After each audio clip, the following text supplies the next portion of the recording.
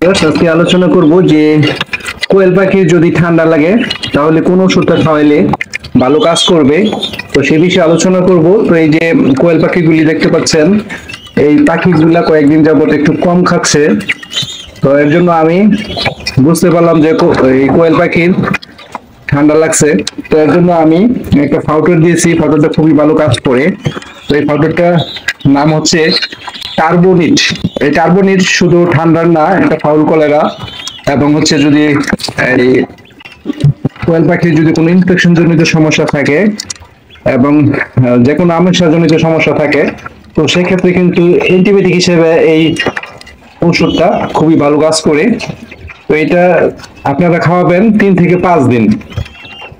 প্রতি লিটার পানিতে 1 গ্রাম করে মিক্স করে দিবেন। তো বেশি পরিমাণে দেওয়া যাবে না, বেশি পরিমাণে দিলে কিন্তু আবার কোয়েল পাখির মানে গালটা টাল হয়ে যাবে। তো পরিমাণ মতো দিতে হবে, প্রতি লিটার পানিতে 1 গ্রাম। এইভাবে 3 থেকে 5 দিন দিবেন। তো আশা করি আপনাদের কোয়েল পাখির ঠান্ডা জনিত সমস্যা সমাধান হবে। তো এই অ্যান্টিবায়োটিকটা শুধু একটা না, আরো অনেক কাজ করে। তো আজকে আলোচনা হচ্ছে শুধু ঠান্ডা। কোয়েল পাখি ঠান্ডা লাগলে কি কি সমস্যা দেখা দিতে পারে, তো সেই বিষয়ে যদি আলোচনা করি। যখন দেখবেন যে কোয়েল পাখি ঠান্ডা লাগছে, তখন খাবার কম কম খাবে, একেবারে কম খাবে।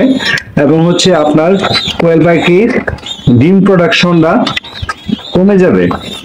মানে আপনার কোয়েল পাখি যদি ঠান্ডা লাগে তাহলে খাবার কম খাবে, তার পরিপ্রেক্ষিতে কিন্তু আপনার যে ডিম দিত, ডিমের তুলনামূলক অনেক শতাংশ কমে যাবে। তারপর হচ্ছে কোয়েল পাখির নাকে হালকা করে চাপ দিবেন, দেখবে যে নাকের মধ্যে তরল মিউকাস দেখা যাচ্ছে। তারপর যদি সঠিক টাইমে চিকিৎসা না করেন তাহলে কিন্তু কোয়েল পাখি মারা যাবে এবং আপনার খামারে লস হবে। আর হচ্ছে কোয়েল পাখির বিশেষ করে কিন্তু কোনো রোগ জীবাণু হয় না। তো দুইটা সমস্যা হয়, একটা হচ্ছে আমাশা আর একটা হচ্ছে ঠান্ডা। মূলত এই দুইটা সমস্যাই কোয়েল পাখির হয়ে থাকে। তো এই দুইটা যদি চিকিৎসা ঠিক মতন দেন তাহলে কিন্তু আপনার কোয়েল পাখির আর কোনো ধরনের সমস্যা হয় না। মুরগ বা অন্যান্য যে প্রজাতির যে মুরগিলা আছে, ওই খাবারে কিন্তু অনেক ধরনের রোগ জীবাণু হয়, অনেক ভ্যাকসিন করাইতে হয়। কোয়েল পাখির ক্ষেত্রে কিন্তু তেমন না। তো সেটা আপনি খেয়াল রাখতে হবে যে কখন ঠান্ডা লাগছে বা কখন আপনি যেই পরিমাণে খাবার দিচ্ছেন ওই খাবারগুলো কি খাচ্ছে কিনা, না রয়েছে পাত্রের মধ্যে। তারপর হচ্ছে যে পানি দিচ্ছেন, পানি খাচ্ছে কিনা, আর সেই বিষয়ে খেয়াল রাখবেন। আর দুইটা জিনিস খেয়াল রাখবেন, একটা হচ্ছে ঠান্ডা লাগছে কিনা, আর একটা হচ্ছে কোয়েল পাখির যে ড্রপিং মানে লেদাচ্ছে, সেই লেদাগুলো কিন্তু মধ্যে আমাশার ভাব আছে কিনা।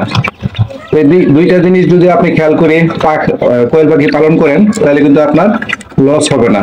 তো প্রিয় দর্শক, ভালো থাকবেন এবং ভালো লাগলে আমার ইউটিউব চ্যানেলটা সাবস্ক্রাইব করে রাখবেন নতুন নতুন বিষয়ে ভিডিও সবার আগে পেতে।